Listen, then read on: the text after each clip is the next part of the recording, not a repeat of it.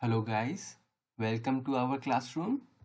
We are learning Marigold for class 2. Picture story.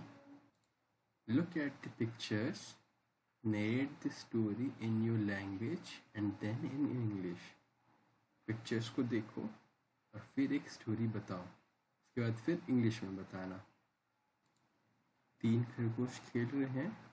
3 rabbits are playing. एक शेर ने उन्हें देख लिया। One tiger saw them.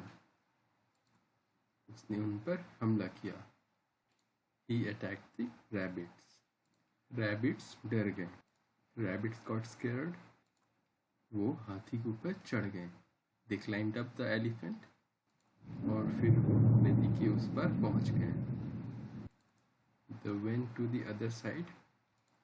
हाथी ने अपने सूर में पानी भरा और उसे शेर पे छींट दिया। The elephant filled his trunk with water and poured it on the tiger.